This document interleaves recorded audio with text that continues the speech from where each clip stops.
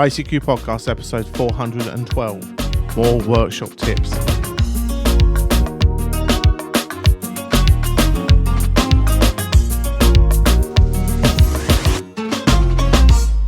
Well, hello fellow Amtown Radio enthusiasts, and welcome to this, our 412th episode of the ICQ Amtown Radio Podcast. Supported in this episode by John Bartlett, Hotel Kilo 3 Charlie, John Adams, and our monthly and subscription donors. In this episode, we join Martin M1MRB, Dan, Kilo Bravo 6 November Uniform, Caryn KD2 Golf Uniform Tango, Edmund Mike 0 Mike November Golf, and Ed DD5 Lima Papa to discuss the latest Amtown radio news. Myself, Colin M6BLY, rounds up the news in brief, and this episode's feature is more tips from the workshop. This show is a listener-supported show where we hope we generate some value for you, and you guys kindly send back some money to help us pay our way and keep your show advert-free. As mentioned there, along with our monthly subscription donors, John Bartlett, Hotel Kilo 3 Charlie, sent in a 15 birthday donation, so thank you very much for that. And John Adams also sent in a one-off donation. Everybody's kind support keeps your show advert free, and you can continue our work and your support by visiting www.icqpodcast.com/donate, where, as I say, we're always really greatly appreciative of everything that comes our way. But we now will join Martin, Dan, Caryn, Edmund and Ed to discuss and generate thoughts about the latest Amtown radio news, including Railway Hacked by Cheap Radio and QSO record set with a parachute. As always, hope you enjoy. The ICQ Podcast. Come for a moment. Stay for an hour. Well, hi guys, and welcome to episode 412 of the ICQ Podcast. And tonight it's News Roundtable for that episode. Tonight, I'm joined by Mr. Dan Romanchik KB6NU. Hi, Dan. Good evening, everyone. Yeah, good to have you back. I know you were away last time, so obviously when we talk about what you've been up to, you've probably got a lot. Quite a bit. Yeah. I'd also like to invite, we have Caryn Eve Murray with us, KD2GUT. Hi, Caryn. Hello, Martin. Great to be back for another roundtable. Another roundtable as it is, yeah. Moving out to Germany, Mr. Ed Durrant, DD5LP. Hi, Ed. Yeah, evening, everybody. Yeah, evening. And in the UK with me, Mr. Edmund Spicer, M0MMG. Hi, Edmund. Hello, Martin. Hello, everybody. Well, I know you've been up to things as well, but all good. Well, let's have a look at these news stories and see if we can bring you some interesting discussion like we've just had about most of them. Polish railways fall victim to cheap radio attack. Now, that's got to be a little bit naughty, you know, and I wonder how it can be done. Ed, you found online that this document tells you how to do it up online, doesn't it? Yeah, okay. A bit of background. In the Polish railways motor units, so the engines, if you like, they have a automatic stop system, an emergency stop system that is triggered if it receives a signal on, I think it's 150.100 megahertz with three particular tones at the same time. So it's used for if there's a runaway train, the train driver's had a heart attack or whatever, to stop the train, they can send a radio signal from the trackside. And, yeah, sounds all good, except it's not encrypted in any way, so it's open to abuse and to hacking. And on top of that, the people who installed it or the government department that bought it have actually published the information about how it all works online in free view. So, you know, it looks like, I mean, it's a very sensitive area in Poland at the moment with the war going on at the moment in between Ukraine and Russia. And a lot of the Western arms are actually shipped using the trains through Poland. So, of course, some of the press have been saying, oh, this is an attack by the Russians or an attack by the Ukrainians or whatever. In fact, it could just easily have been some young kids having some fun almost, because everything is online documented how to do this.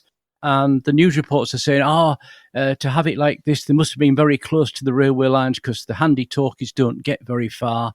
You know, we as radio amateurs say, well, hang on, sit on the top of a hill somewhere with a eight element Yagi, and you can probably knock out 20 or 30 of these from one vantage point. You know, they're now going to change over to GSM rather than using this open analog system, which seems to make a lot of sense, but it won't happen for, who knows, 1 year, 2 year, 3 years. You know what government organisations and railways are like. I just wonder where else this radio stop, is what the system's called, is used apart from Poland. I wonder how many other countries' trains are in jeopardy of somebody come along and saying, I want to stop that train. Click, it stops. Back to you, Martin. Oh, I think if another country has spotted this and is using the same system, I hope they change the tones. I hope they change the tones so that, I hope they aren't using the same tones as in Poland. But yeah, interesting. Dan, what's your thoughts on this one? Wow, it's just truly amazing that it's so out in the open like that, especially since I just came back from DEF CON not too long ago. You know, you'd think that they would, at least use CTCSS tones or, digital coded squelch system or something to prevent anybody from just transmitting these tones. But yeah, I mean, just the fact that you could maybe do this with a Baufig, it just amazes me. Well, it certainly is, and there's some young Herberts, and let's face it, youngsters can be a little bit naughty at times. They might have just been out having a bit of fun. Oh, yeah, that could be. Yeah, I mean, the railway wouldn't have seen it as fun, but they might have been. Caryn, what's your thoughts? Well, my thoughts when I read this story were, I hope, first of all, Amtrak, which is the main rail system here in the United States, which doesn't have the greatest reputation to begin with. I hope they have protection against this sort of hacking. And then here in the immediate area of New York metro area where I live, there's the Metro North Rail, the New Jersey Transit Rail, and the Long Island Railroad, all of which provide access for a lot of people going into that great big financial center in Manhattan. I sure hope these guys have protected what runs the system. It gives you pause. It really makes you wonder how well thought out these systems are. So it made me stop. It literally stopped me in my tracks. Back to you, Martin. Yeah, no problems at all. It does sound pretty horrendous. Now, the man who has all the gear to be able to do this, because I've seen him walking out with a handy talkie, pictures of him walking out with a handy talkie and a Yagi on the beach. Edmund, I know you wouldn't do it because you're a responsible citizen, but it's got to be frightening, isn't it? Well, the Yagi that I tend to carry along the beach is for UHF because it's physically smaller and lighter. But of course, that's not the only reason that I wouldn't do something like this, obviously. The first I heard about this was I watched a video on the Ringway Manchester channel, which is well worth a watch, as are any of the videos that Lewis Mike 3 Hotel Yankee puts out. Apart from the very obvious, or because of the very obvious safety considerations, I just can't believe that any country would use this system. And if the information for a long time, I'm quite surprised that it's taken till now for something like this to happen, although maybe it has happened before and that this is the first time that it's hit the headlines. Because sadly, now that this has been publicised, it probably makes it more likely that other people will have a go at doing something similar as well. And as Ed quite rightly said, you would only need to get on a bit of a high ground with maybe even quite a small Yagi, so that you don't narrow the bore sight down too much of the antenna to be able to do this kind of thing. So I'm just really, really surprised, and I hope that they upgrade this system a lot sooner than they were planning to, Martin. Yeah, I agree with you, mate. I agree with you, because it must be a terrifying experience of suddenly having a train do an emergency stop for the passengers and the driver, considering the driver doesn't know what the hell's gone on. So, yeah, let's hope they get this one sorted and make it far more protected than it is, because that's quite a shame. Next news story. There's a program that marks 56 years of helping hams with disabilities, and it's a special event station. It's going to happen. I'm going to ask Caryn to go first on this one, because we discussed it earlier, but they do a lot of work with disabled hams, this group, don't they, Caryn? Yes, they have, Martin. They've done this for years. It's called Courage Handy Ham. They are in the Midwest here in the States, and they have expanded their services to include summer camps for the very youngest hams who are with disabilities. And they are coached by other hams who have disabilities.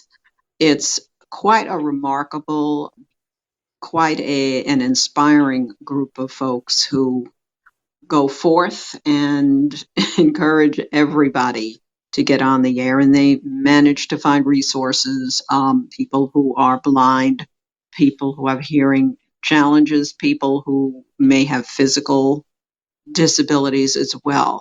This special event station will be Monday, the 11th of September. It's only going to be 5 hours, but it is a very important 5 hours for these guys. They are basically celebrating the fact that, I mean, look, 56 years, you've got 2 generations now. It's possible some of the youngsters in the earliest programs are now back as coaches.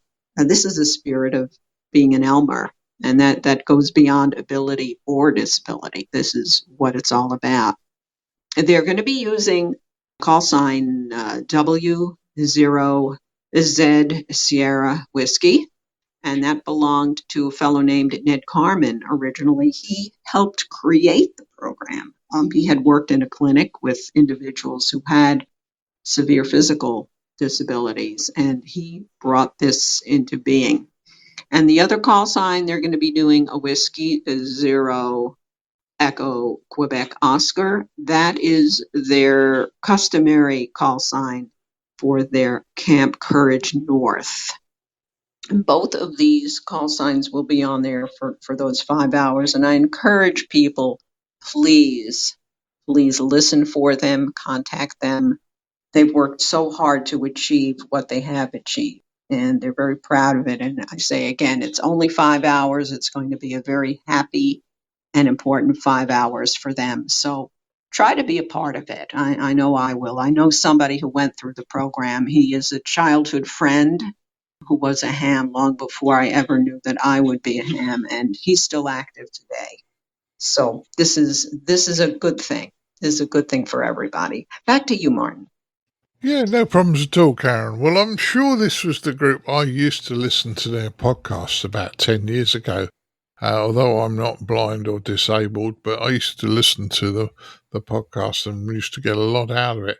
I don't know why and how I stopped listening. I apologise, guys. I'm also trying to look you up again. Edmund, this is a special event station. You know, any chance of you trying to contact them? Possibly. Certainly for those of us in the UK, it falls at quite a good time of the day, because the 5 hour window is between 5 p.m. and 10 p.m. UK time, 1600 to 2100 UTC. And they're going to be active on 10, 15, 20 and 40 metres. Well, certainly 20 and 15 metres it could well be possible to get a signal across the Atlantic. Not sure about 10 meters. I've not heard the USA on 10 meters via F2 propagation so far this year. Hopefully that will start happening in the weeks or months ahead. And it could be, I was going to say good. I don't know if good is the right word really to use, but it could be a beneficial time to be listening, or a beneficial day, I should say, to be listening for special event stations out of America, because on the same day there will doubtlessly be some 9/11 memorial special event stations on the air as well, lest we forget about that. So, yes, I don't hold out any great hopes of working anything, Martin, but I will definitely be listening. Well, that's good news, and I'm sure you'll enjoy the radio time and work somebody, even if you don't work these guys. So that's a good one. Dan, what's your thoughts on this one? Well, I've known about this program for a long time, and it's really a great program. Earlier this year, ARDC gave them a fairly sizable grant to run a camp to help handicapped hams go further in ham radio. And yeah, just a great program, and I'll certainly be giving a listen to it. Well, certainly yes, and so it'll be good. And I don't know, they have said CW and SSB, Dan, so it could be in your ballpark as well. Hi. Absolutely. Yeah, that's a good one. Ed, last words on this one? Not a lot, actually, because I think everybody's covered everything, but good luck to the programme. Perhaps have another 50 years or more of it. That would be good. For people trying to contact them, also good luck. If it's zero region, it's the centre of the US, isn't it? So it's not East Coast. It'll be a challenge to get across there from Europe or from the UK, I suspect. But good luck anyway. If the propagation's with you, try and listen for them and try and get a contact. Back to you, Martin. Yeah. Well, all we can do is try and enjoy the fact that we're trying, which is a good one. Now, moving to our next news story, and we had quite an interesting discussion about this before recording. A once popular retailer called Radio Shack is making a US comeback. Now, I have some feelings on this, but I'm some are positive and some are negative. But Caryn, do you want to go first on this one? Sure. Thank you, Martin. Well, Radio Shack is a name that's been around, well, for many of us, seemingly forever here in the States. Many of us, even before our amateur radio lifetimes, grew up with Radio Shack just down the street. In fact, my current QTH, we used to have one maybe 3 minutes away. It closed many years back, but it was a brick and mortar Radio Shack and great for shopping. But again, you would get electronic toys there now. You wouldn't get ham radio equipment, and you certainly would not get components for anything that you need as a radio amateur. This, I think they're relying, the franchisee of one of the few remaining brick and mortar Radio Shacks here in the States is hoping to reopen business. We don't know exactly how, whether it's online or whether it's going to be on the street as a store. But clearly they are capitalizing on the great nostalgia that people have for the name. And of course, what is shopping motivated by, if not emotions sometimes and nostalgia? So I think that's a big plus. And I think it's a smart move. The only thing that remains the big question mark, and I know we're going to talk about this a lot, is what exactly are they going to do? What are they going to sell? Who is their market? Will they be part brick and mortar? Will they do electronics components over the internet and do the more consumer type electronics in the stores as well? I mean, I nearly bought a shortwave radio from them about 20 years ago, and I wasn't a ham yet. So that's the big question mark. We really don't know. The only thing we know is that Radio Shack is coming back. So that in itself is good news. Back to you, Martin. Yeah, I'm still open-minded on this, and it's a big name. If it comes back and it does promote and help and give us equipment, other piece of equipment that we would have not necessarily bought from the big manufacturers, yeah, it could be a good one. Ed, what's your thoughts? Yeah, well, looking into the background of this and the history, after Radio Shack went into bankruptcy, there was somebody in the US bought the US portion, but this action is coming from the Unicoma Group, who are actually an El Salvador company, and it looks to me from the existing Radio Shack website that they seem to be running stores in Central and South America, obviously quite successfully if they're considering opening up stores in the US. They've bought the intellectual property this year because until that point they wouldn't have been allowed to, I don't think, to open up in the US. And yeah, good luck to them, but a high street store these days when you can get the stuff cheaper and faster online, yeah, I don't see it personally. Unfortunately, I think the day of the high street hobby store, whatever hobby it is, are very much numbered because of the availability online from a lot more people, not more companies, and with quick deliveries as well. It's good. They're going to have to do something very different to be successful opening up a new chain of high street stores in the US or anywhere. And by the way, the Radio Shack range is known also to people in the UK and and Australia and various other countries. But sometimes the shop would be called Tandy, and the Tandy shop would sell the Radio Shack products. So, they were a worldwide company with, I think it said 60 different countries or something. So it'll be interesting to see if they get back to that. I doubt it, to be honest. But I wish them success in the US market. It's going to be a hard fight for them, I think. Back to you, Martin. Yeah, I think it could be a hard fight. I mean, Edmund and I would have known them as Tandy. In the UK, they went out of business around about 2000, 2001. And I watched the demise of them, really, because they started off being a really sort of interesting tech store with lots of interesting things, sometimes a bit overpriced, but they're there. You could get components there. That was good. And then gradually they turned into selling rubbish electronic toys, just sort of toy things that nobody really wants for more than a few seconds and throw them away. Then they went out of business. In the UK, we then had another company start up, Maplin, who'd been around while Tandy were around, but they then started opening stores in the high street. And they went the same route. They started off being quite an interesting place to go and end up selling toot, electronic toot, in my opinion. Now, the problem also is high streets in the UK, or main shopping streets in the UK in towns, are dying.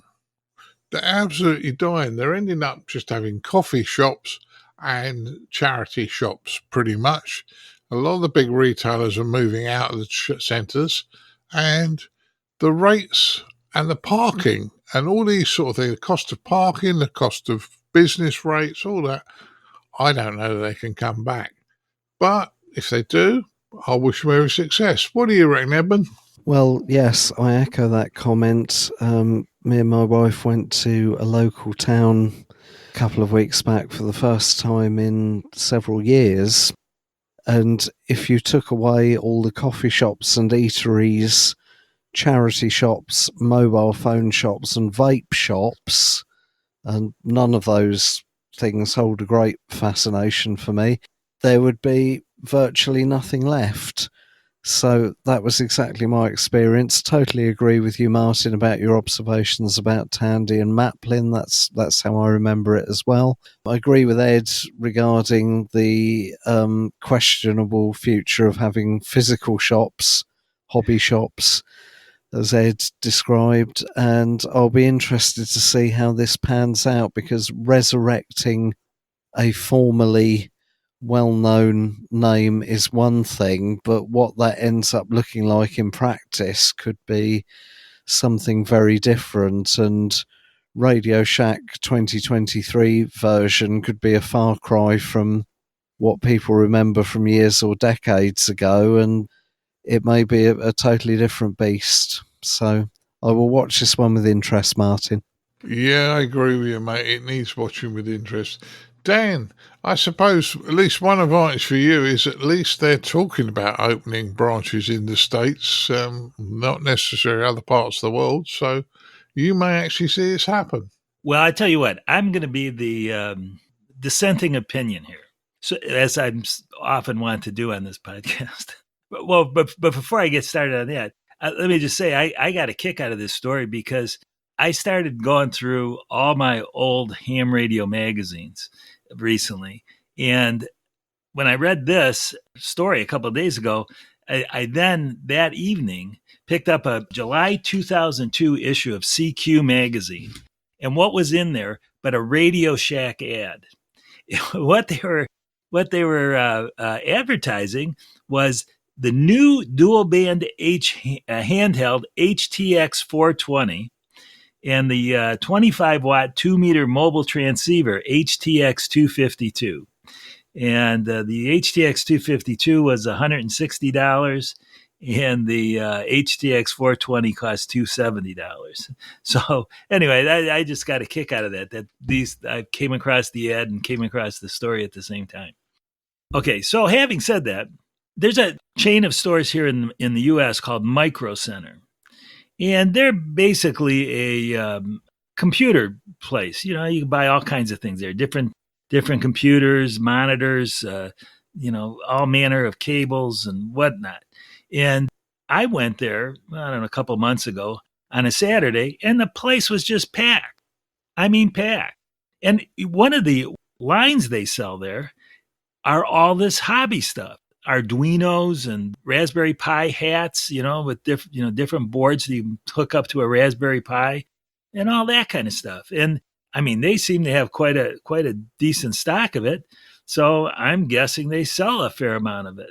So I guess what I'm saying here is they might have a niche in the hobbyist computer area, if you will. If they can get their hands on a big stock of Raspberry Pis, they could probably sell them.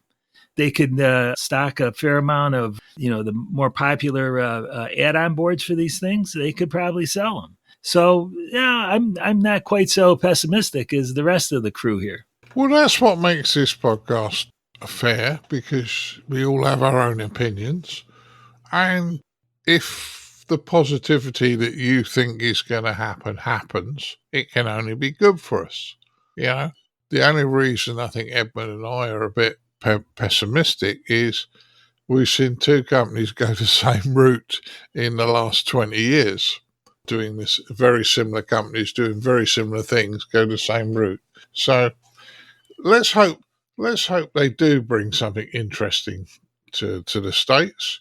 If it takes off in the States, then hopefully we'll see it over here, and it won't be quite so boring to go shopping with Carol. Hey, let's put it this way. There's like close to 800,000 licensed radio amateurs in the U.S. these days. And, that's a lot of them. There's a lot of new hams too, right? So they've got to be buying this stuff from somewhere. And, why can't it be Radio Shack? Why not? Yeah. I know it's a bit sexist, Karen. You can slap me for it afterwards. But sometimes when I go to the local high street, I want to look at things that interest me. Mrs. B is not necessarily interested in technology unless it's a new phone. And yeah, I would love to see this sort of thing happen. So if it works, it works. And I'm going to be really pleased about it. But I wish them every success. Let's be honest about it. Let's wish them success and see how it goes. Right, moving to our next news story. Karen, that's 3 times in a row I brought you in first. So I'm going to do this one again because this is something you feel strongly about. but there was a park activation to mark an anniversary of a deadly bombing. Now, the two, activating a park and a deadly bombing, doesn't, to me, seem to go together, but I'm willing to understand from history that quite an atrocity happened at this place, didn't it? Oh, yes, and it's quite a history. The significance of the park is that it is across from a church, a Baptist church in Alabama, where the bombing happened 60 years ago. And in that park is a memorial to the 4 young girls who were killed when the bomb went off underneath the steps of what is the 16th Street Baptist Church in Birmingham, Alabama. And that was on the morning of September 15th, 1963. They were getting ready for services. This is a black church in the city of Birmingham. They were going to have Sunday school. The building was filled with people ready to worship, and it was around 11 o'clock or so, and prayers had begun. Sunday school was getting underway, and the bomb went off. Many people were wounded. 4 little girls, I think the oldest being no more than 14, died. They were killed in the blast. This was during the very difficult era of the civil rights movement in the 60s here in the States. Anyone knowing history knows what that means. And this was a very, very painful era in our country here in the States. This was a horrible, horrible moment. And this special event is being marked by All Mike Amateur Radio. All Mike Amateur Radio has been around for quite a while. They began as an organization of predominantly Black amateur radio operators. It is now both international and interracial. So it has expanded basically to include everyone. This year, All Mike is doing something called the POTA Challenge, and they're having different parks with historical significance in what they're calling historically significant parks in African American history. And there are various activations that are using the call sign Kilo is 0 Mike India Kilo, or All Mike. And they will be there on the 15th. I just want to double check. I believe it's the 15th and the 16th. Those 2 days, they're inviting people to come by if they happen to be in the area to watch the activation. This is also POTA designation K3602. So yes, you will also get POTA credit, but most importantly, you'll touch history. And that really is a gift amateur radio gives all of us. We learn history. We learn to appreciate so much about who we are as a global community. Hams are going to be on the air using good old CW, yay, single sideband, and of course they will be using satellite. I understand one of the ops will be a YL, and she's going to be using CW, so double yay for that. And it should be, I hope there will be many contacts and many good discussions and communication with the people who make contact with this special event. So good luck to everyone. I know this is the second special event we have discussed today, but this one most especially needs mention because of its place in history. Back to you, Martin. Yeah, Caryn. And one thing I said to Caryn, and she agrees with me 100% on this thing. As much as this is terribly bad news, the whole thing is that we have to remember. We have to remember history. If we erase history, we'll never learn from anything. So quite a big one. Edmund, what's your thoughts on this? Yeah, absolutely. In the UK, for a special event called Signs, and I appreciate that this isn't in the UK and it's a club call sign rather than a special event, but in the UK for special events, two defined reasons for doing them is to celebrate things, but also to commemorate things. And commemoration is very important. And before this evening, I had never heard of this terrible event all those years ago. So I've learnt something just from listening to the podcast. So I hope that everybody involved with activating this call sign will have a very successful day of it, and that as a result of it, people like me who are unfamiliar of the history will be reminded, and hopefully such things won't then happen again in the future. If we forget what's happened in the past, we're doomed to repeat the same mistakes, somebody said, or words to that effect, didn't they? Back to you, Martin. Yeah, understood, Edmund. And in fairness, and don't beat yourself up too much, this happened in the 60s, over 50, 60 years ago. Now, the problem we have is in the 60s, this news wouldn't have reached the UK shores for a week. Yeah, it wouldn't have happened. It wouldn't have got here for a week. I doubt if you was even born, Edmund, and I don't mean that nastily. In the early 60s, I'd have been 10, 11, something like that. So, I wouldn't have probably picked this up. However, I think today, a gentleman sneezes in the middle of the Sahara Desert and it's instant news all around the world via the internet. And the world's saying, bless you, straight away. News travels so fast these days. Dan, what's your thoughts on this one? Well, I love the idea of doing special events that commemorate historical things, and combining it with POTA is sort of a great move to make it even that much more popular.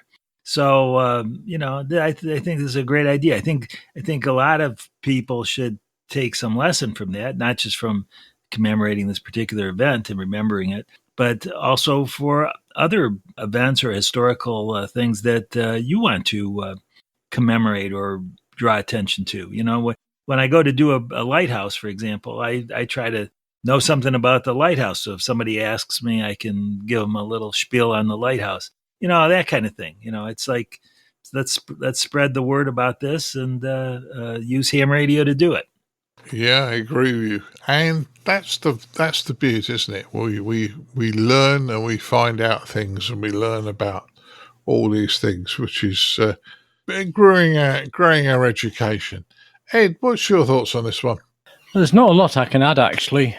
It is very much a US-centric story, as you've said, from the 60s, and I can only agree with what you've said is we need to remember the injustices of the past and try not to repeat them again.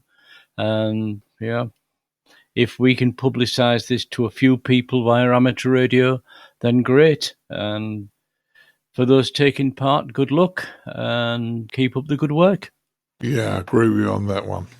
Well, the next news story, I'm going to bring you in first on this one, Ed, because you and Caryn were quite passionate about this one, but a parachute mobile ham sets a QSO record and unites communities. Now, I'm sorry, guys. I have flown in gliders, which are planes without any power, for quite a while.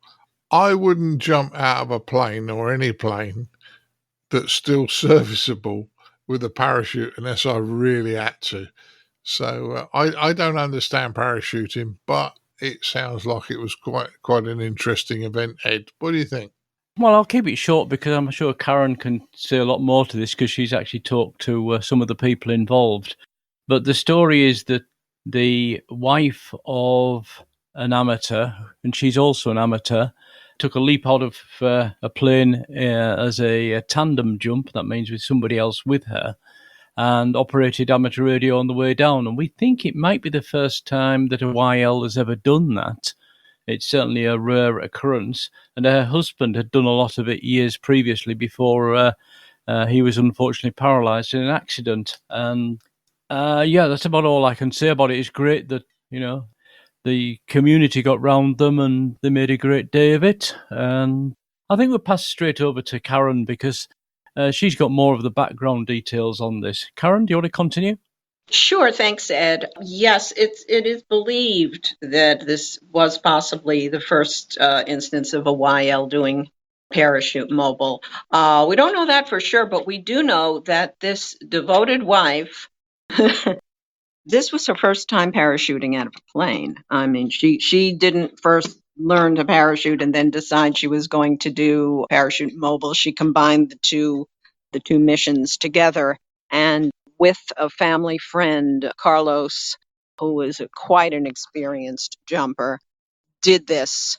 Her husband, Vern, I quickly add, did recover from his accident from 3 years prior. He's able to get around again, but it was determined that even though he wanted to make his 15th jump because he had been so gravely injured from his accident, that it would be too risky for him. Let me quickly add, the accident was not related to parachute. He told me when we spoke, he was very seriously injured fly fishing. So he had both feet on the ground when that happened. Thankfully, he did make the jump the 14th, but then when it was determined he wouldn't be able to fulfill his dream of making his 15th jump, she said, "I'll do it for you." Not out of character for her, apparently. She's quite an adventurous woman. The two of them have had many, many wonderful adventures together. They're outdoors types and really enjoy testing their limits. So it turned out to be an incredible thing. Now, I would like to tell you, I watched the video of her jumping. My goodness, she's smiling. The woman is smiling the whole way down. She's having a great time. And anyone wanting to see it, they have a YouTube channel called What's Up with Six. What's Up with Six, their last name is SIX6. So it's just run all those words together with no punctuation. What's Up with Six? And you will see Renee Six jumping out of a plane for real and making ham radio contacts on the way down. Remarkable. Remarkable. Okay, Martin, take it away. Yeah. Well, it sounds good. And I'm glad you told people that he wasn't injured via a parachute jump, because I'm sure lots of people thinking, well, his parachute is really dangerous, and he must have been injured in a parachute jump, and it wasn't that he caused his injury.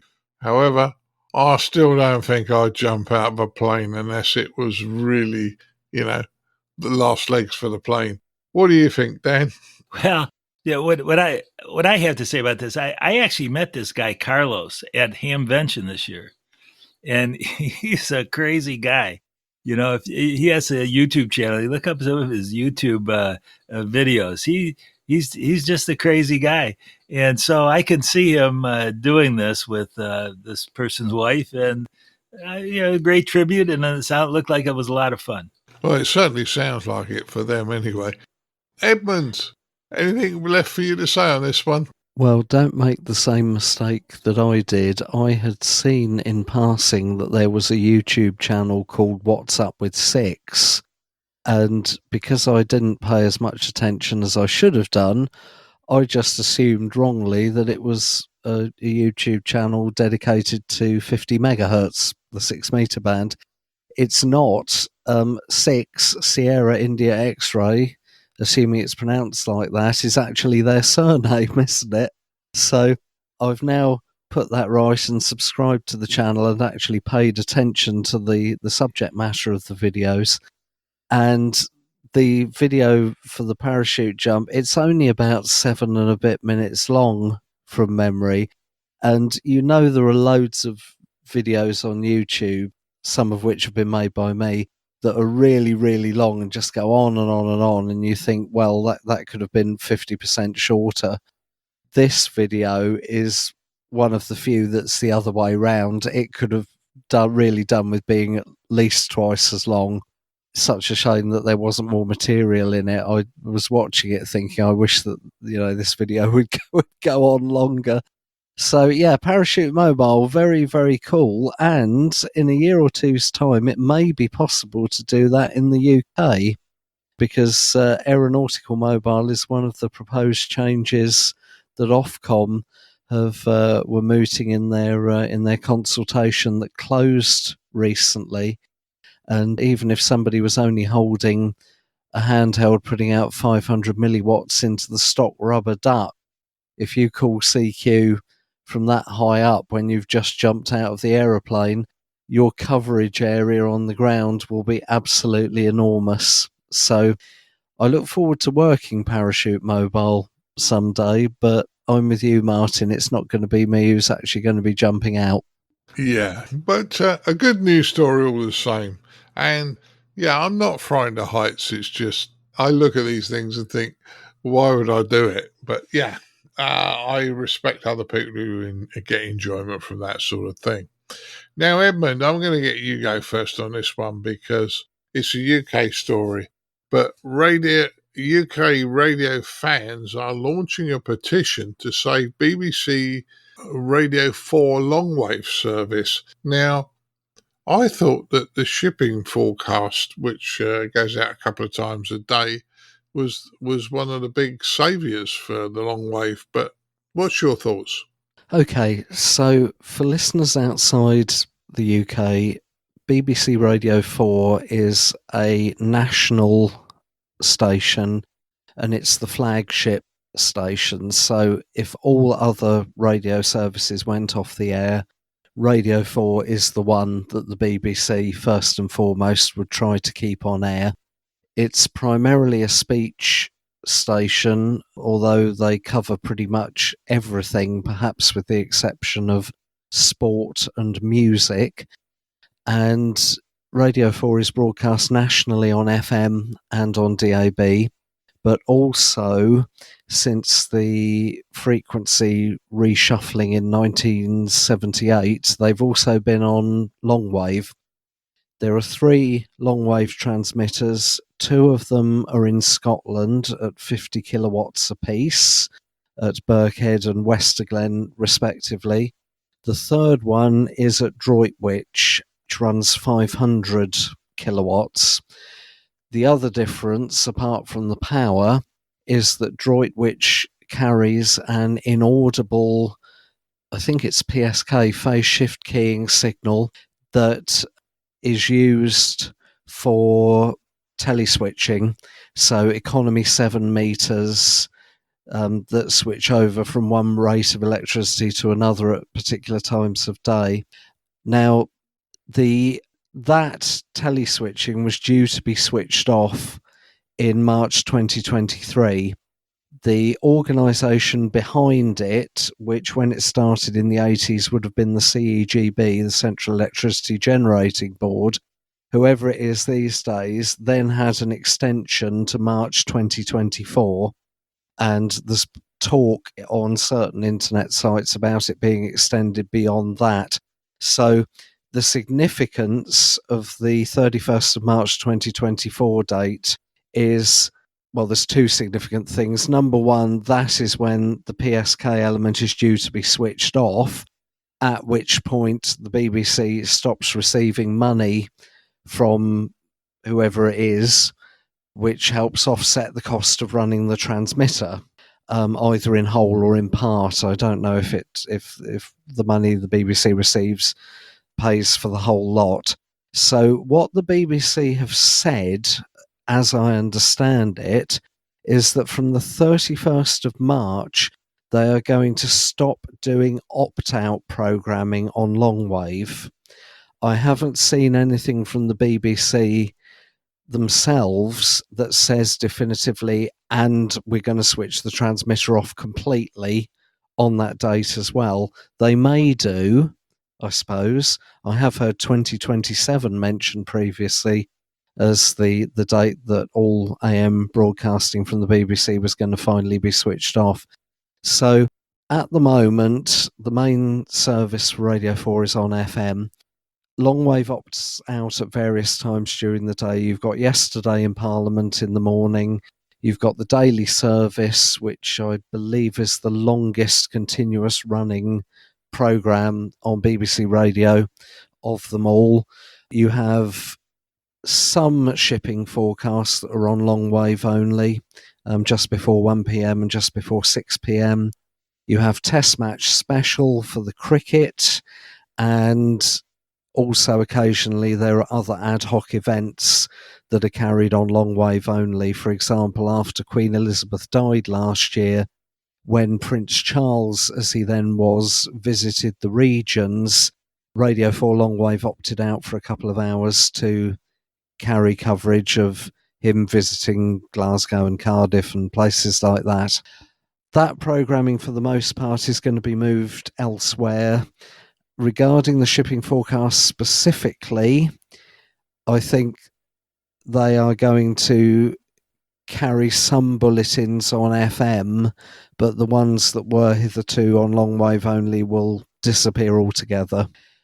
My personal opinion is that shutting down the transmitter would be a really bad idea. It would be one of those cases where we know the cost of everything and the value of nothing.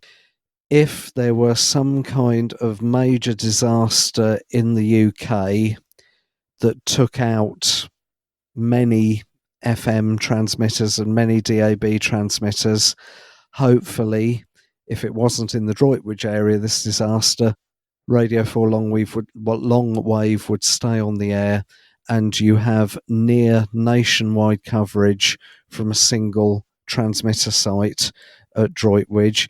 Yes, okay, in parts of the UK, reception is very distorted and multipath and all that kind of thing, but there are many, many, many other locations in the UK where it's perfectly listenable. And the classic example is when we had the Great Storm in October 1987, here in the south of England primarily.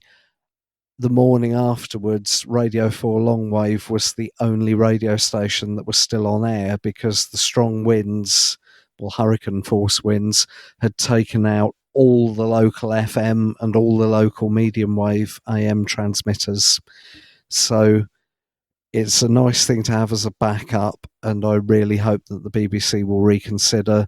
There's a petition on change.org, which is up to about 1,300 signatures, but I think this boils down to money, and the big thing about the 31st of March next year is that that's when the subsidy, because effectively that's what it is, from the electricity board, or whatever the right phrase is these days, is going to stop, and the BBC will then be responsible for the whole of the cost of powering and maintaining Droitwich. But however much that costs, as a percentage of the BBC's overall operating budget, it's chicken feed, basically. So long may it continue as long as possible. Sorry, that was a bit long, Martin. Back to you. No, it was very interesting. And the other thing I've been hearing for quite some time about that Radio 4 transmitter at Droitwich is it's a valve transmitter, or tubes for our American cousins. And I think these tubes have been rebuilt so many times, they're saying they can't be rebuilt anymore, or they're running out of tubes for that particular transmitter. So that could also have something to do with it. Ed, what's your thoughts? Yeah, my question would be, and I don't know if Edmund wants to come back on this, is with new radios, how many of them even have long wave coverage, so of the LF bands? I mean, the modern radios that you get in cars quite often don't have, well, when you get AM radios in cars nowadays, they quite often have medium wave maybe, and FM and DAB perhaps, but long wave?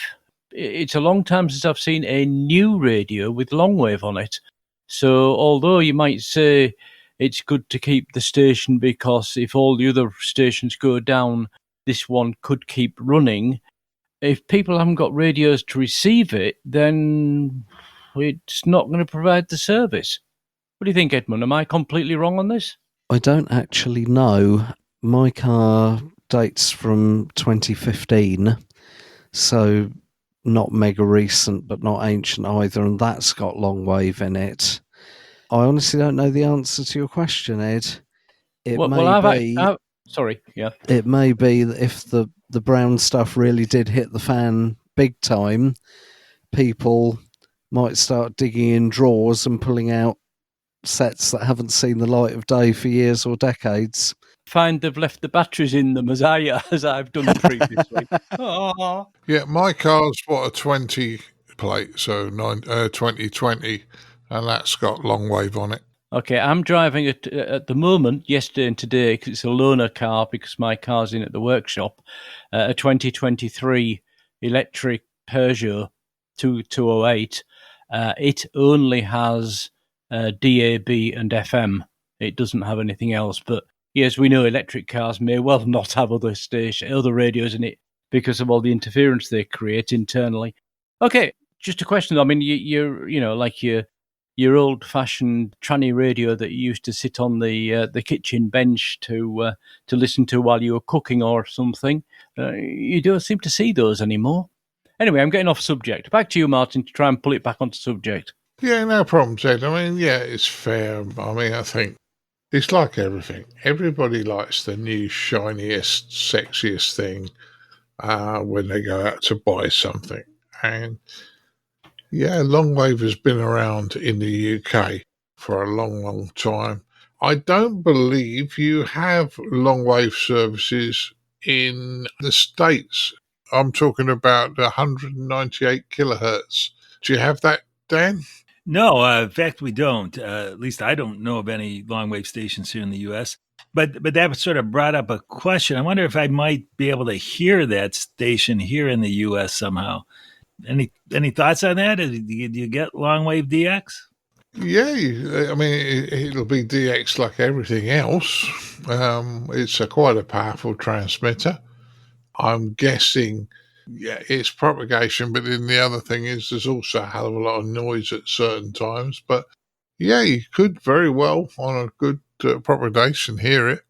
After all, the 50,000 watt transmitter in Cincinnati was heard all over Europe, wasn't it?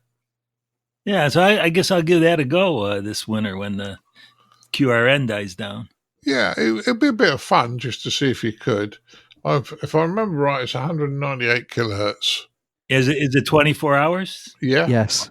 Yeah. Okay. They switch over at about midnight they run BBC World Service on the frequency, and then at about 5:30 in the morning, they then switch back to Radio 4 programs, and they start 5:30 local time with a shipping forecast, which I never understood, but I used to listen to it when I was driving to work early in the morning.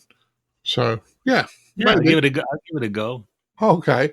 Just to answer your question, Stan, if I can come back very quickly, because I know I've done an awful lot of talking on this one. Yes, it is possible to receive it on the east coast of the States, but you would probably need to build yourself an extremely large sort of frame type antenna. There is a couple of YouTube videos of somebody who's done that very thing. It's probably detectable rather than listenable, though.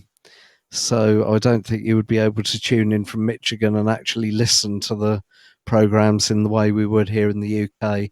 The other problem that you've got in the States is that in what is the Longwave band in Europe, so 153 to 279 kilohertz, within those frequencies in the States, there are beacons on the air.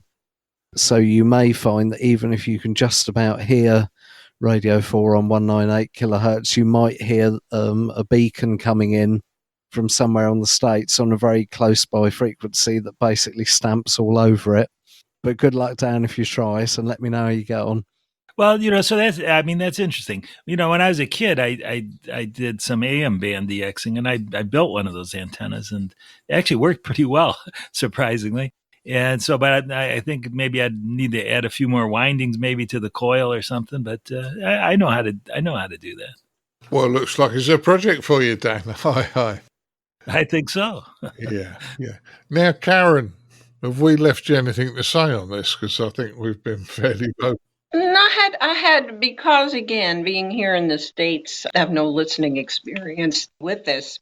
I don't have that much to say, except that I think anytime you take something out of service, like Edmund said, you should think twice, because there's always value, whether it's for emergency preparedness or even for historical value. I think of the Alexanderson alternator that still gets fired up in Sweden every now and again, and something like that does have value. So it'll be interesting to see how this does play out. Back to you. Yeah, I think so. And I say, sorry, guys, in the States, it was pretty much a UK-centric story, but something that's important to us in the UK. Last news story, a satellite deploys a drag sail and removes itself from orbit 5 years earlier than it should have done, told to come down. Ed, I'm going to get you to go first on this one because we had quite a discussion about this and you seemed to lead the discussion earlier. So what do you think? Yeah, okay, I'll keep it short because we are running quite long today. And this isn't a mistake that it came down early. It was an deliberate action. They wanted to test the ability to throw out what was effectively a $30 sale from this CubeSat. And it was done via amateur radio. So it was actually telemetry went over amateur radio bands. It's run by the Brown University, so amateurs there. And the FCC and other other authorities from other countries are now saying we've got too much space junk, especially in low Earth orbit. Once you've got your satellite up there, you've got a plan to use it for 3 years, 5 years, or 3 months, 6 months, whatever. At the end of that specified period, you have to bring it back down. Now, with a CubeSat, it's very small and doesn't have any thrusters or any way to actually normally control it to bring it back down. So that's why we've got so much space junk up there. And obviously for universities and amateurs, we don't want to be spending tens of thousands of pounds, dollars, euros, whatever, to add this capability before we're allowed to launch something. So this university have come up with a very simple solution, which is a sail that it puts out of a CubeSat, which then slows the CubeSat down and pulls it down in its orbit so that it goes into the atmosphere and burns up. Now, this isn't ideal. On the last program I was on a month ago, we were talking about a controlled re-entry of a satellite done by the ESA in Germany. That one actually came down and landed in the ocean so that the junk's here, we can clear it away here, rather than it burning up and creating lots of little bits of junk. However, those little bits of junk in the actual outer atmosphere rather than in the orbit area where the majority of the low Earth orbit satellites rotate is still an improvement. And as it said, they're talking about it costing them another $30 to add this capability to a CubeSat or a microsat or whatever. Back to you, Martin. Yeah, it sounds an interesting concept. Caryn, have you got any thoughts on this one? Not particularly beyond, I think, what Ed had observed with that. This is a very different method of bringing a satellite down. But the broader question is what we will do with all the satellites up there, and we did touch on that a few weeks ago. So no, beyond that, Ed, Martin, I don't really have that much to add. I'm sorry. No, don't be sorry. Most of us are not experts on everything, and I'm an expert on nothing. So, yeah, we can't know all about it, but yeah, at least they're trying to clear the junk up, which is a good one. Edmund, what's your thoughts? Well, I'm probably the main reason we're running long after the monologue about BBC Radio 4, so I will duck out of this one and say I've got nothing to add, Martin. Okay, well, no problems. Dan, last words on this one? Well, I like this because it's a student project. It's ham radio and student project. How cool is that? Another way to get younger folks involved with ham radio. And there's something else I was going to say and it slipped my mind. So go ahead. Yeah, well, the good thing you're dead right. This is a set of students who have come up with an idea on how to deorbit a satellite, quite reasonably priced. I think somebody said earlier on it was about $30 worth of extra hardware you had to put on the satellite to deorbit it, which isn't going to exclude it from people's pockets. That's minimal price. So, in fairness, a good thing. At least we're trying to do something about it now. I don't necessarily think that burning them up in the atmosphere, upper atmosphere, is always a good thing, but probably better than leaving it out there waiting to come down on you at a later date at an unknown time. At least you kind of know when these are going to be coming back because they'll be triggered to come back.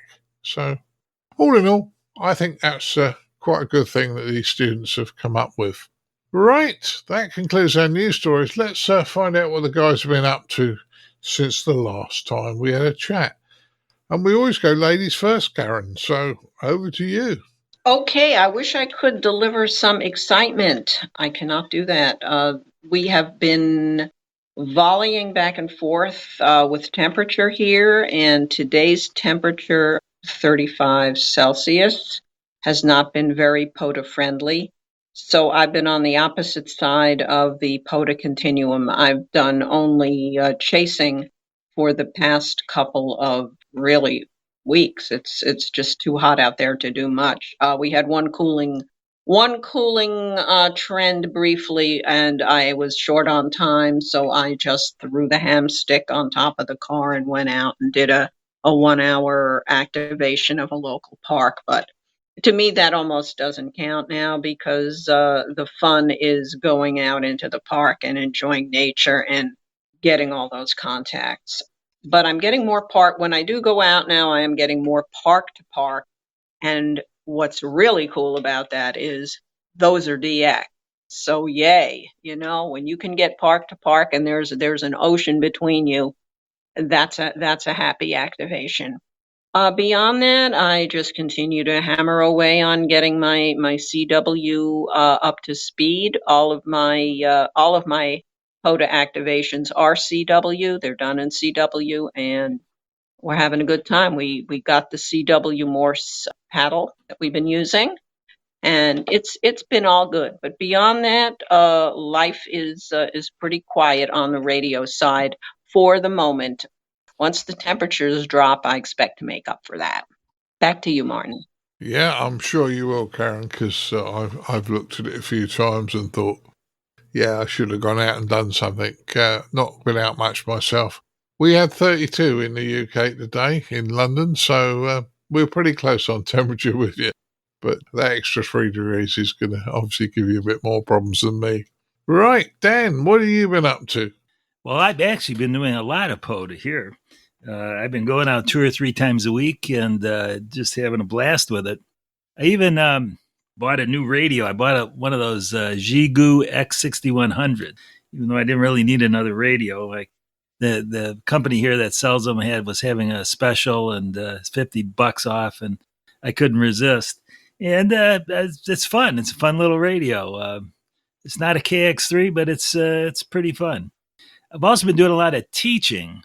So I wasn't on the last podcast I was scheduled for, and the reason for that is I was on my way to Las Vegas that day to teach a one-day tech class at DEF CON, which is arguably the premier hacking conference in the U.S. And as a result of the class, I'm going to say at least 30 hackers got their ham radio licenses. And I've also taught an online class over the summer for some project of the National Radio Observatory and Radio Astronomy Observatory. And on September 30th here in Ann Arbor, I'm going to be teaching a face-to-face class. So if anybody that's listening to the podcast knows of somebody near here that wants to take the class, just have them they can all go to my website and get the information on that. So teaching in POTA, that's my ham radio life these days. But I also know, I think you went to Hamvention, didn't you? Well, yeah, but that was back in May. All right, okay. I don't think we spoke to you since then, but yes, no problems. That would have been fun as well. Right. Ed, what have you been up to? Well, last weekend, 1st and 2nd of September, was World HEMA Day, which I organised or publicised and also took part in. And this is the first time we've run it. And I went up to a HEMA summit on the Friday afternoon and a different one on the Saturday morning. The Friday afternoon was just my local summit, and apart from a few road closures making it interesting getting there, it was okay. But the Saturday morning one worked out very well. I actually made it into a family day, as in the wife and the dog came with us. And we had a lovely time, actually. So up on an unactivated, or up to that point, non-activated HEMA summit, about 55 minutes drive away from here. And lovely. It turned out to be a lovely day, not too hot, but sunny and dry. And it was one of those days where everything just went right. We found a rather nice restaurant nearby as well. And the whole day went very well indeed. So, sometimes you have activation days that go like that. Other times they just go, no, not so good. Yeah, so that was, I forget to tell whether it's a success or not. I had, I think, 2 or 3 HEMA to HEMA contacts, and just waiting to see from the data coming out tomorrow or Saturday. The data will be available for me to have a look at and see who made the most HEMA to HEMA contacts in the world, and they'll be getting a certificate. Yeah, apart from that, I'm still testing and developing my wire 20-meter beam. Some of that stopped while I was getting busy ready for HEMA, and then after that, the weather's been extreme over here. It's either been cold and rainy or stinking hot, and yeah, both of those situations are not good for going out and testing an antenna. So hopefully I'll be getting back to that soon, but it looks promising. I'm getting closer. We've got to do the final trimming to get it all resonant. And last time I did it, I did some tests using a whisper and found that all the signals are going in the same direction. I then found out that the switching unit I'm using, which is Bluetooth triggered, the battery had gone flat. So another one of those, kick yourself. Why don't you check the battery voltage before you put the thing up the mast? That's life. So, as always, playing with antennas, always getting out doing activations, and enjoying the good weather when it's there. Back to you, Martin. Yeah, no problems at all. Sounds like a good one. Edmund, what have you been up to since we last spoke?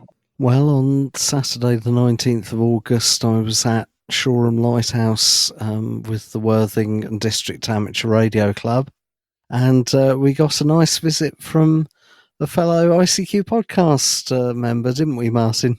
Yeah, I popped down and I enjoyed myself. Just popped down for a social, and the RSGB were looking after you as well, because not only did you have your local rep, you had Keith Bird, who's the one of the 12 senior regional reps turn up. So it was a good event, and I think everybody had a little chat, and you were operating, and all in all, I enjoyed me day out. And propagation was quite good as well. I hadn't organised that, incidentally, that the RSGB representatives would be down there at the same time as you. That was just pure coincidence.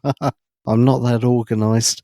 So that was a good day. And then coming forward into September, last weekend, or was it the tail end of August? I'm losing track of the dates now.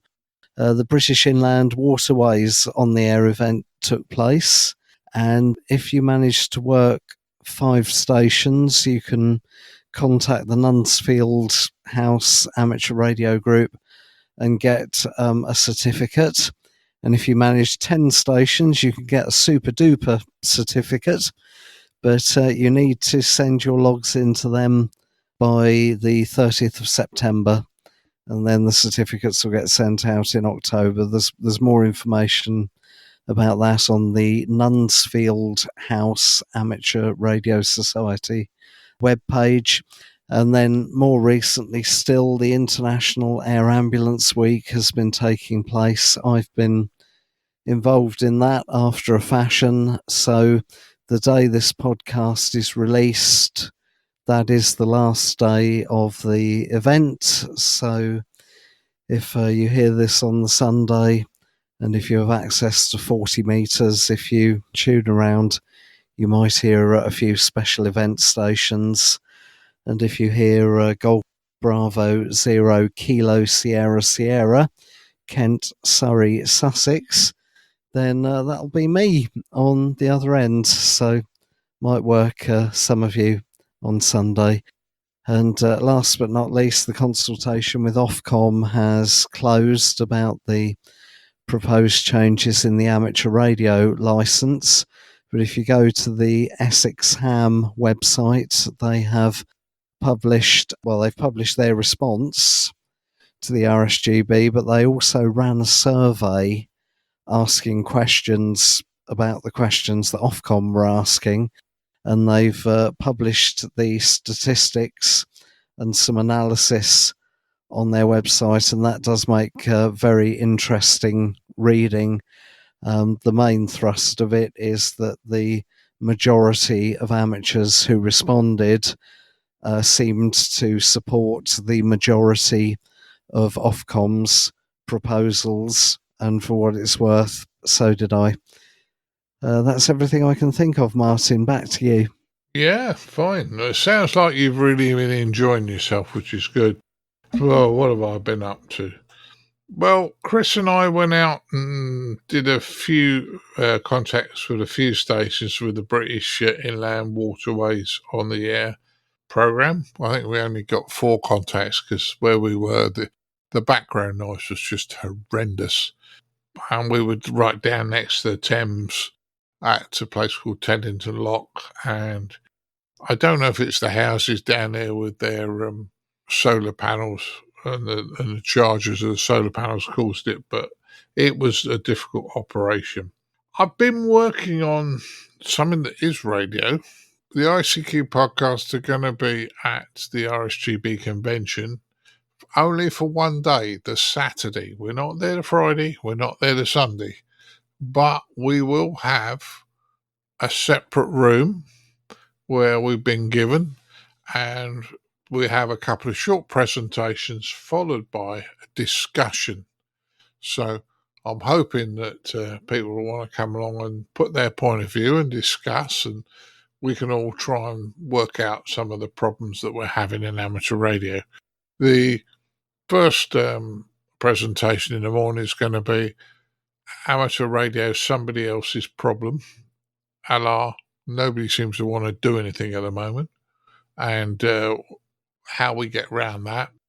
The afternoon is going to be QRM bad operating and discussions about what we may or may not be able to do on those subjects, possibly by training and education of people that are doing stupid things. So it's going to be a discussion. It's the 14th of October. We'll be there. I've spent probably too much time messing about with the scanner Chris gave me, a little handheld scanner. Over night time, because it's been hot a few days, I've been sitting out on the back doorstep with my scanner, just listening to amateurs and the aircraft as they've gone over. So that I quite enjoyed that. I didn't make SSB field day last Saturday and Sunday. Basically, I was booked to do a family event and then went down with a migraine, so I didn't do either, and I was pretty much out of it. One positive bit of news that actually I remembered late on that I'm now really pleased about is I'm sure I mentioned I had an electrical fault in the house, and the electrics are now totally sorted. But about a week ago, there may have been a little bit of trouble with some of you using the digital talk group because the D-Star transcoder runs at my house And unfortunately, guys, I had no power, so it was off for about three or 4 hours. I had to remove furniture, have all the floorboards up, and sort this problem out, which is now sorted. And the house is configured back as a ring main properly, and everything's done. So quite pleased about that. And last but not least, I have been on the talk group. Probably not the times when other people are being on. The talk groups, the digital talk group is still getting used, guys. But I apologise, I've not been around as much as I normally am. So hopefully things will quieten down soon. Now I've got the electric sorted in the house. And I'll have more time to talk to you guys on the talk group. So that's effectively what I've been up to. Right. So the only thing left to do now is to thank the guys for turning up and chatting to me and keeping me company tonight. I'd like to thank Mr. Dan Romanchik KB6NU. Well, thanks for the invite. Always a welcome, Dan. I'd like to thank Caryn Eve Murray KD2GUT. Always a good time, Martin. Yeah. And we usually agree, Caryn, on most things, you and I, so that's nice. I'd like to thank Mr. Edmund Spicer, M0MMG. Thanks for having me on, Martin. That's a great one, Edmund. And also I'd like to thank Mr. Ed Durrant, DD5LP. You're very welcome, Martin, and to all the listeners, remember, stay safe, stay healthy, and enjoy the hobby. That's all we can do, Ed. That's all we can do. All right, guys, I'll say 73s to you all, and we'll move on to the next part of the podcast. 73, guys. 7-3. 73. 7-3. Keep your amateur ham radio podcast advert free by donating less than a length of coax. Visit www.icqpodcast.com/donate now.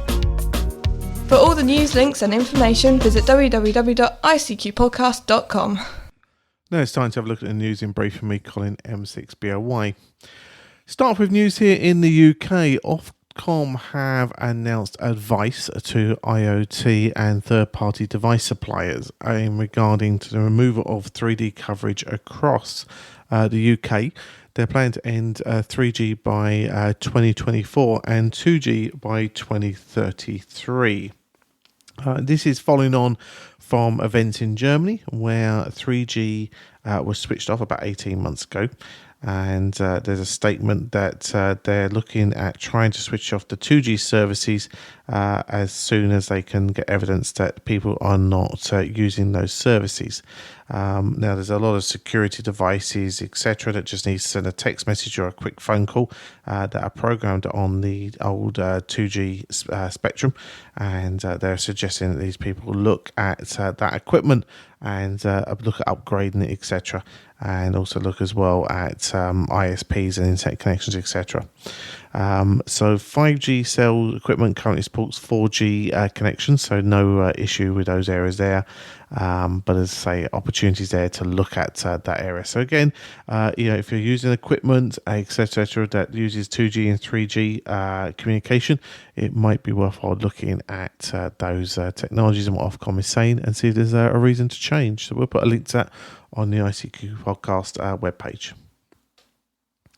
If, like me, that you're pining and missing UK Hamfest this year, don't despair. There is an event on in October that might be worth your interest. RSGB Convention, which is the meeting and the collaborative forum that the RSGB run every year, will be taking place between the 13th and 15th of October in the Milton Keynes area of the UK. Now, there's a lot going on as always. This thing, special interest group, RSGB committee membership, discussion opportunities, AMSAT UK be there, etc. And of course, your favourite orange shirted podcasters will be there running a couple of special forums as well. So we'll put up the draft programme for this event so you can get involved and buy tickets, etc. And as I say, hopefully something for everybody, and we'd love to see as many of you as possible there taking part in these forum sessions we'll be running during that weekend of the 13th and 15th of October. We finish up with an interesting story. of two United States missile silos which had contact, but thankfully in our friendly amateur radio world. And this is in relation to a New York club, the Camplin Valley Radio Club, were basically found out there was an opportunity to work a missile silo in Plattsburgh, New York.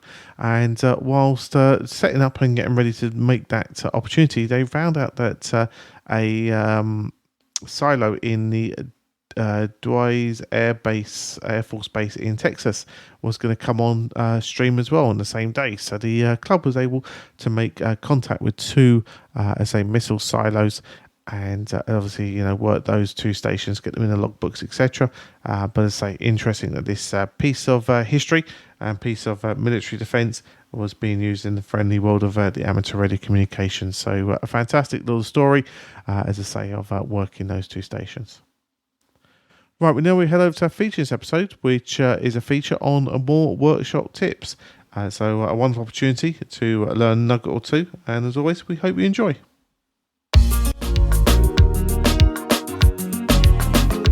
And now what you've all been waiting for, this episode's feature from the ICQ podcast.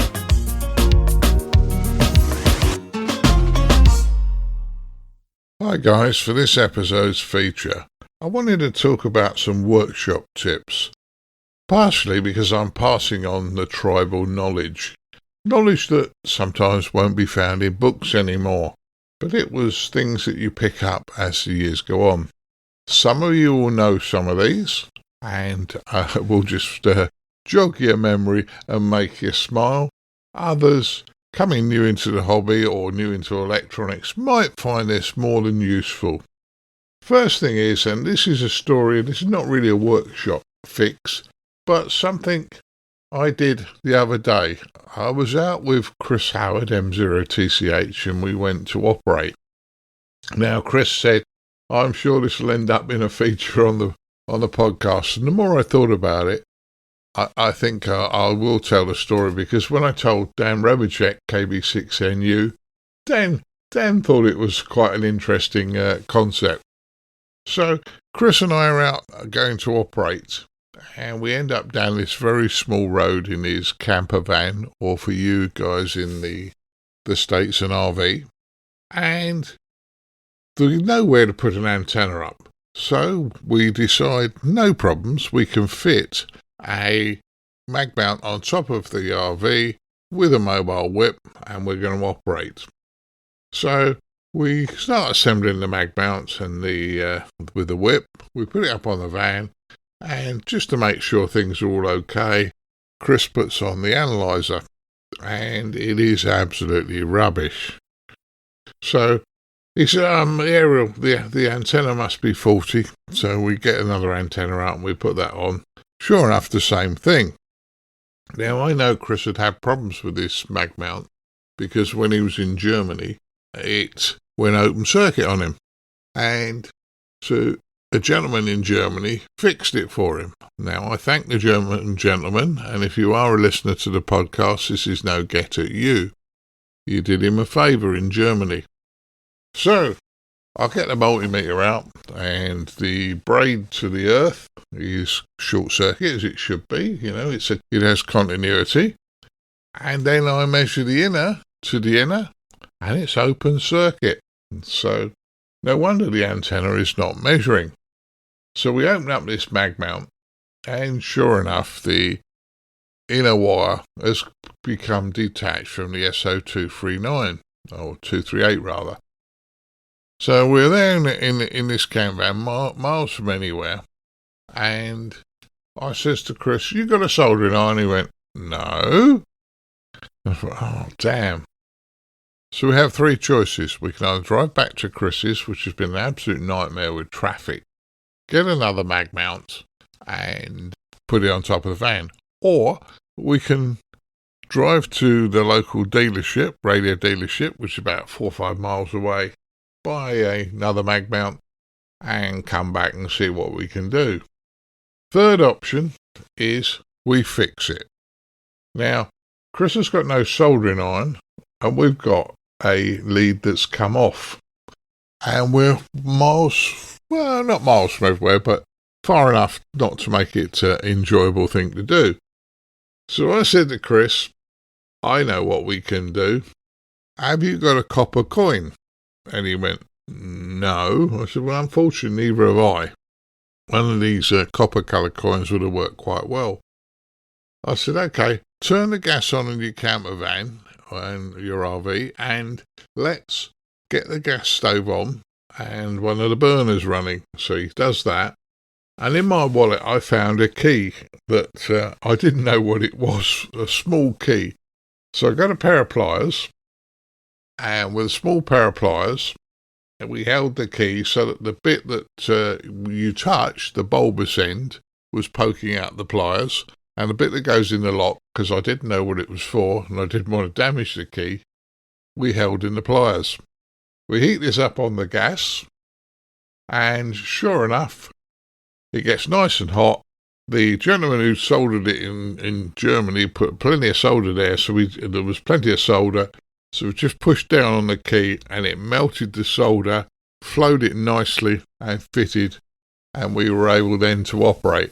So I'm not saying it's the greatest thing in the world, but if you're out somewhere and you haven't got a soldering iron, and a lead comes off, you've got a copper coin and a pair of pliers, and somebody's got a fire going. It doesn't have to be a gas cooker. It could be a fire. It could be anything that will heat that bit of metal up, and away you go.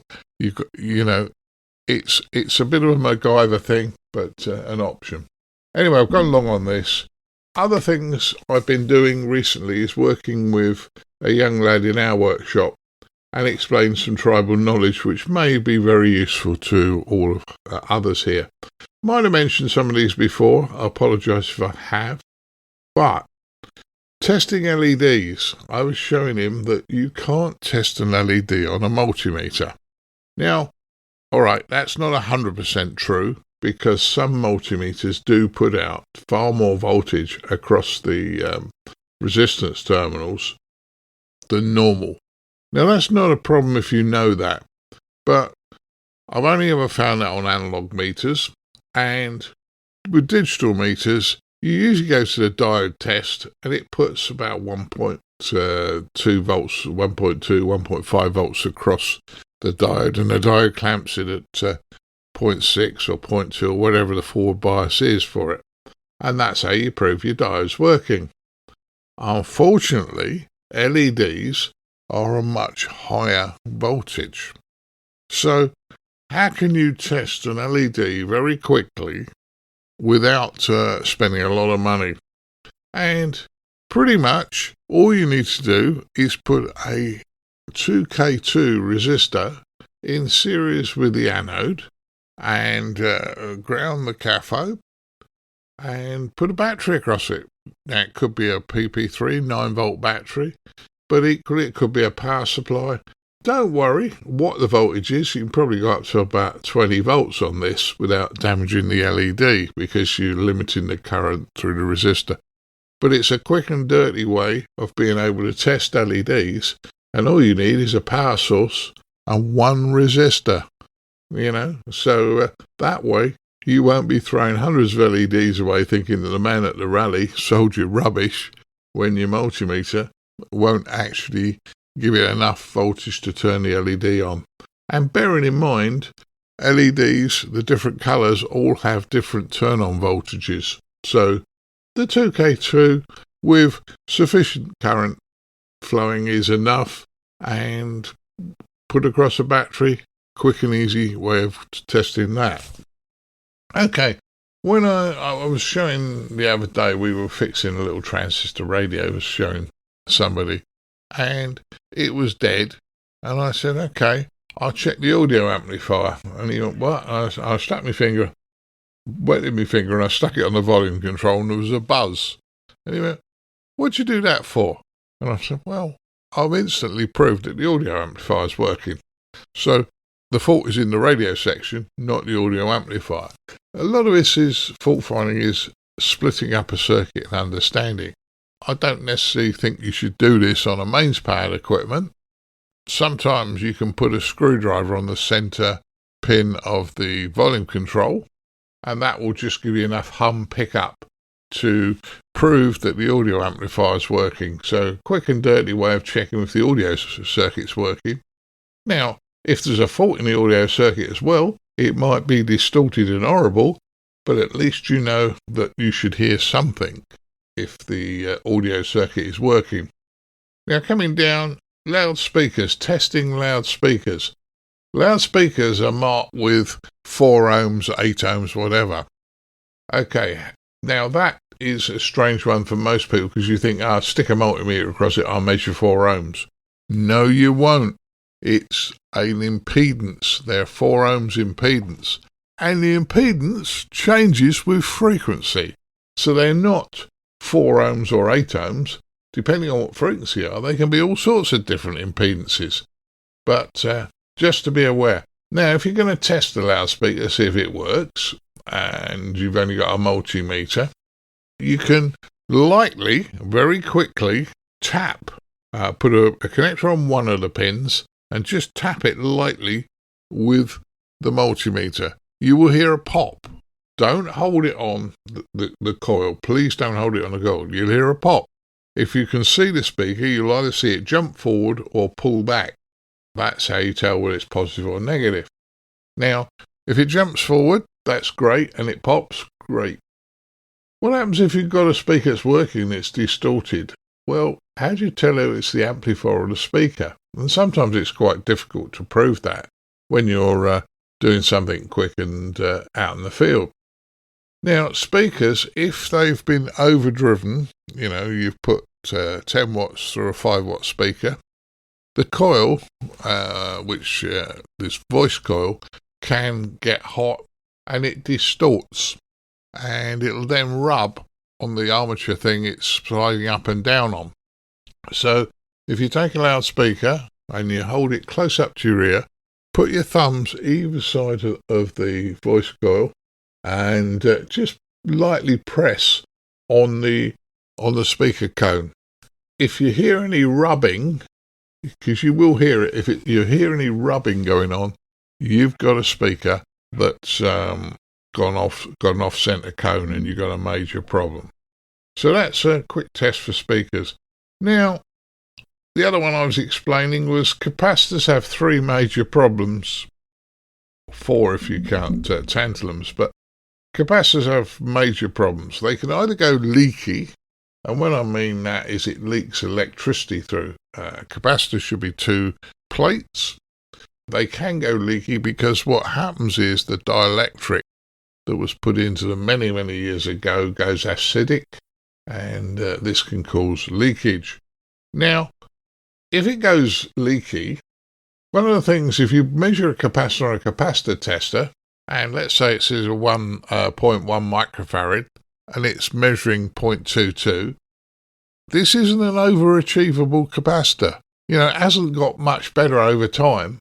Basically, the way your capacitance meter works, it's taking longer to charge up to the value it thinks it needs for a 0.1, and therefore it's showing a much higher value. So don't be fooled. If a capacitor measures high in value, it's leaking, almost definitely on that one. Yes, there are tolerance values, but you'll see it'll be a long way out. ESR is another thing. It's not leakage. You'll find this more in electrolytic capacitors. It's an internal series resistor. You can think of it as an internal series resistor in the capacitor itself. And as electrolytics start to die, they tend to have a bit of an internal resistance. And that causes all sorts of problems, ripple on your supply, power supply shutting down because they don't like what they're seeing on the rails and things like that. And this is the most common problem with ATX or PC power supplies. If it hasn't blown the fuse and got nasty in there, changing all the electrolytics for good quality and high temperature ones, more often than not, fixes them. And if it's a power supply that's a strange shape for a particular model, that may get you out of trouble. But in all honesty, I'm telling you this, you have to be safe in your own mind. Bridging old capacitors that look like they've died, yeah, so I stick one across it and how it works. Don't do that, whatever you do, because if it's gone open circuit now, there's a fair damn good chance it's going to go short circuit fairly soon. So putting another one, just tacking one across it, is not a good idea. And the other thing is, with electrolytics especially, make sure you discharge them. If you're working on a piece of equipment, have a reasonably high value resistor, an old wire wound resistor maybe in your box, with a pair of Teslas connected to it, and you put it across the electrolytic and let it die out, drain off properly. Not like what I used to do 60 or 50 years ago, is short them out straight to ground, because that's not good for the capacitor, shorting it out. It's safe for you, and if nothing else you can do, great, but try and drain the current off if you've got a charged up capacitor without damaging it. Right, a few more couple bits and pieces. Last bit here, how do most components fail? Well, if you're fault finding, thinking about things, components either fail open circuit or short circuit. Now, these are the components that fail open circuit, are inductors, because they're a piece of wire. The wire burns out, they go open circuit. Bulbs, you've seen this in household bulbs. When they go open circuit, they don't light up anymore, so bulbs break. Resistors often go high in value. Very rarely do they go low in value, but they go high in value and eventually go open circuit. So, inductors, bulbs, and resistors go open circuit. Capacitors, they tend to go short circuit because there's leakage on them. They do tend to go short circuit.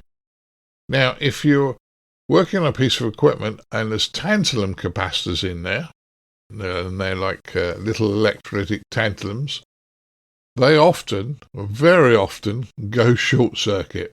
So if you open up a piece of equipment that's dead or there's something not working on it, quick and dirty check is to measure the tantalum capacitors, and if you find there's a short across one, fine. If you find it's across a rail, a power rail, then you will see that it's gone up in smoke. Tantalum capacitors don't like massive inrushes of current, and they're not particularly friendly when they're strapped across supply rails and they go short circuit. They do burn up quite nicely. Last but not least, also, more often than not, semiconductors go short circuit. Occasionally you get a junction that will go open circuit, but more often than not, diodes, resistors, transistors will go short circuit. So, when you're poking around, hopefully this is interesting knowledge for some of you, and maybe it's just made you remember other things for some of you others. And remember, guys, passing this tribal knowledge on to people is the only way we're going to keep the knowledge in the hobby. I hope this has been of interest.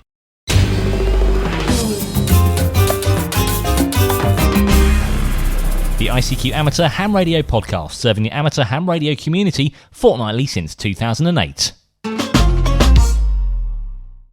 Well, everybody, I really hope you've gained some wonderful insight and maybe some tips, etc., for your next workshop project or repair that you do. And as always, we always find with these types of features, it always just generates that little bit of oh, yeah, I didn't think of that. So, hopefully you've got something from today's feature. Now, we'd like to pass on our thanks to Simon Hards, G7 India Charlie Victor. He sent us across the news story for our news roundtable, the lead story about the incident in Poland, and we thank you for sending that over to us. If you spot anything that you think might be of interest for discussion, share it to us via our contact us page on our website, and as I say, be really grateful for you to keep your ears to the ground about interesting stuff like that that's going on. So many thanks, Simon, for sending that our way, and we really do appreciate that. Now that WRTC 2026, and there's news of a sponsor being announced. Yeah, it certainly is, Colin. The sponsor, Mr. Rainy Novak, who we both met when we were out in Dayton. He's ICOM USA, our gold partner sponsor for WRTC 2026.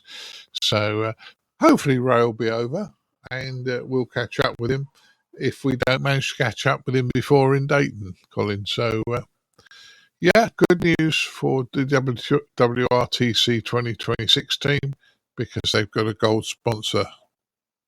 Yeah, no, certainly sounds good. I know Ray is a massive sponsor of events like this, so I say it's great to, as I say, I'm sure for the guys to have him on board, and as I say, so that'd be fantastic news for there. So I say, it's nice to know it's coming together nicely, and I'm sure the guys will really appreciate that sponsorship, because I know these things do gallop along quite quickly. So as I say, that's fantastic from there.